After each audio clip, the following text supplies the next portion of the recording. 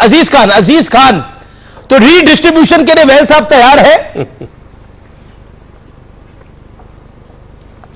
देखिए अमीज भाई, मैं लगातार सुन रहा हूं और दो दिन से सुन रहा हूं, जब से चुनाव हुआ है पहले फेज का, ये 400 पार का नारा फुस हो गया क्या? खत्म? अब उस पर चर्चा नहीं होगी क्या? ये सारी गारंटी, जो बड़ी बड़ी गारंटी निकल ली जा रही थी, वो गारंटी की हवा निकल गई क्या? अब उस पर बात नहीं होगी क्या? मोदी जी उस पर वोट नहीं मांगे क्या? देखिए एक बात आप समझिए, आज जो बौखलाहट है, डिस्टरबेंस है, तमाम तनाव है, मैं समझ सकता हूं और देश समझ सकता है, क्योंकि जिस तरह 10 साल की उपलब्धियों को बताने के बजाय आज वो अपनी नाकामियों को छिपाने के लिए अनर्गल बातें, पाकिस्तान, मुसलमान, इन सब की बात किया जा रहा है। मुझे वाकई में तकलीफ है कि जो एक संवैधानिक पद पर बैठे, अच्छा ठीक है, नहीं पर ये इंडिया अलायंस की पार्टनर है कांग्रेस।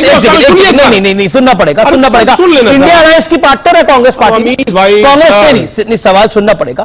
कांग्रेस पार्टी कहती है बहुसंख्यकवाद के लिए कोई जगह नहीं है। बहुसंख्यकवाद से मतलब क्या है, मायने क्या है? क्या है बहुसंख्यकवाद? रामलला का मंदिर बनाना बहुसंख्यकवाद है? जवाब दीजिए सर।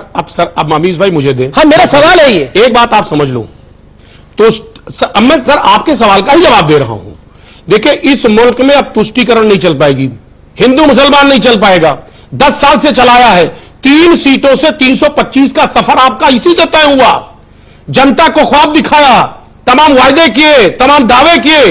अब एक बात जानिए, आप जनता समझ गई है और लगातार पहले फेज से ही पता चल पा रहा है। कितना भी हिंदू मुसलमान कह रहे साहब मंगलसूत्र, बड़ी मंगलसूत्र की चिंता है।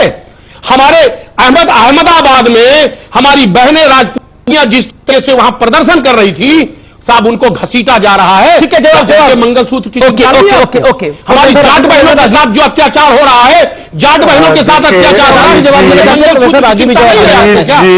कौन से मंगलसूत्र की बात कर रहे हैं आप? क्या मंगलसूत्र? मैं दूंगा शहजाद आपको मौका दूंगा। प्रोफेसर आगी भी है यहाँ पर। सुनिए प्रोफेसर आगी, क्या मंगलसूत्र? पॉइंट।